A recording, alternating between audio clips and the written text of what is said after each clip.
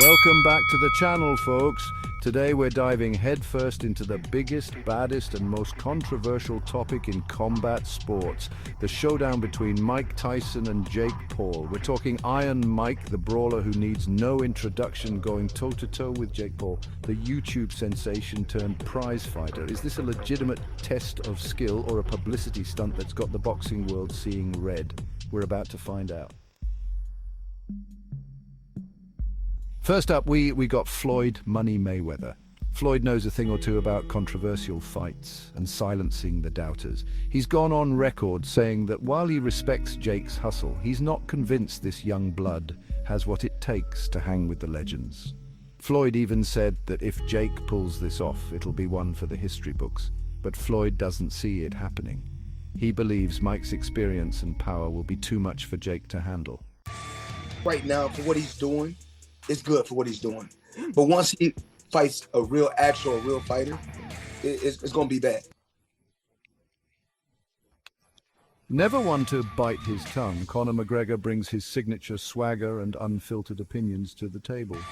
Conor respects Jake's willingness to test himself, but acknowledges the monumental task ahead. He highlights the unpredictable nature of combat sports, emphasizing that one punch can change the course of a fight. It's curious to see if Jake's boxing skills have progressed enough to withstand Mike's power and experience. Conor McGregor had already said Jake Paul is the biggest piss bag I've ever seen in my life. 40-pound weight difference juiced out of his head and still shitting himself in there. The key so you should take him to Vegas. Oh, that's right, you can never. The Athletic Commission testing, real fighting, bitch asses. You could never. And calling out 60-year-old Mike Tyson, fresh off that flight medical emergency, I swear to God, a fat can of bitch piss, most valuable piss bag. I'm not sure if Mike's fighting anymore, but a fight between Jake Paul and Conor McGregor has been brewing for a long time. This is a potential matchup. Love him or hate him, you can't deny Dana White's impact on the fight game. As the president of the UFC, he's seen it all and isn't shy about sharing his thoughts on this super fight. Dana acknowledges the criticism and skepticism, but also recognizes the undeniable buzz it's generating. He believes that fights like this, while controversial, bring new eyes to combat sports and shake things up. Dana's a businessman, and he knows a spectacle when he sees one.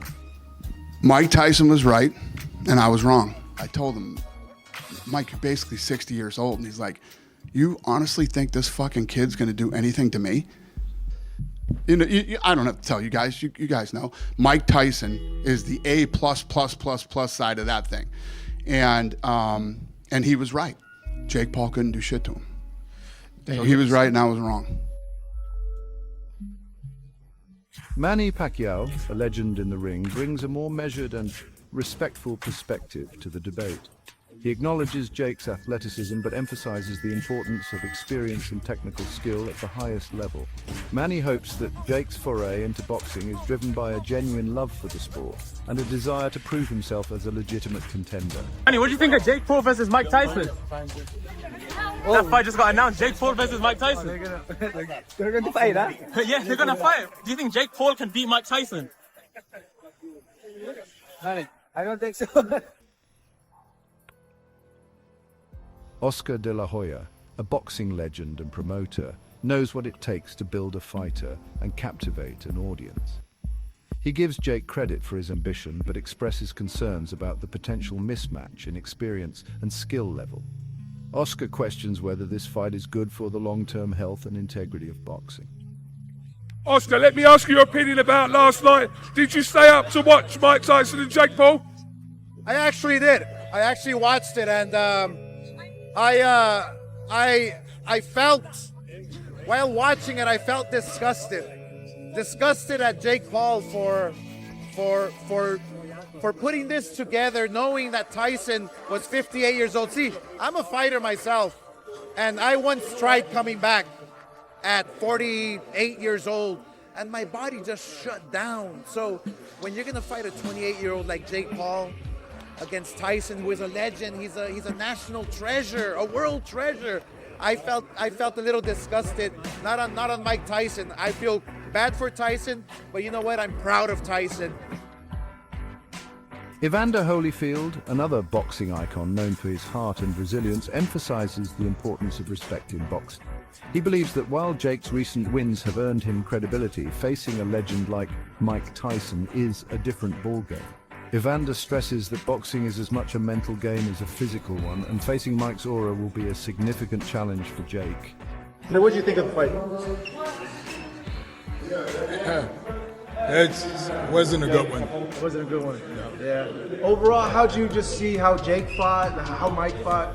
Well, you know, you can tell something was wrong with the Tyson leg, so he couldn't. His balance was off. Oh, that's crazy. You noticed that. I just talked to his trainer, and he told me that exact thing. Yeah. His balance was off. His balance was off. Yeah. Yep. Wow. Roy Jones Jr., known for his dazzling speed and footwork, breaks down the fight from a technical standpoint. He believes that while Jake possesses raw power, he lacks the refined skills and experience to outbox a seasoned veteran like Mike. Roy also acknowledges Jake's youth and athleticism, suggesting that if he can land a lucky punch, anything is possible. First of all, my hat goes off to him for going 8 rounds with anybody. Absolutely. Period. You understand me? I mean, a 58-year-old going 8 rounds, I don't care if they're 2 minutes, 3 minutes. A 58-year-old going 8 rounds is out of this world, number one. The first thing was the immediate thing that I made note of on the telecast was his legs didn't look the same as when he fought me. You know, and that's not saying nothing bad. I don't know if he he may have had a knee injury. I'm not sure. And I wasn't saying nothing bad about that. I just said that his legs didn't look the same. Sometimes 4 years could have taken a toll on him, or he could have had an injury. We don't know. Like Mike said, he went through so much stuff, he almost died. So anything could have happened. We don't know. But I can promise you that his legs were not the same. Hence, he was not able to attack as freely and as often as he attacked me. George Foreman, a two-time heavyweight champion known for his devastating power, draws parallels between this fight and his own legendary career. He sees echoes of himself in Mike's raw power and aggressive style, while recognizing Jake's youth and determination as potential X-factors. George predicts a knockout victory for either fighter, showcasing the excitement and unpredictability of heavyweight boxing. I call him Mike Nightmare Tyson. That guy was a nightmare in the ring. I mean, really, if he missed you with his left, then miss you with his right, he'd bite you. I didn't want to have anything to do with that guy. You didn't want him? No, I didn't want him. Do you think he wanted you? No way. We were both. One was scared, and the other was glad of that. Sugar Ray Leonard, a master boxer and strategist, brings a unique perspective to the table. He acknowledges the experience gap, but cautions against underestimating the heart of a champion. Sugar Ray believes the outcome will depend on who can control their emotions, stick to their game plan, and capitalize on their opponent's mistakes. Would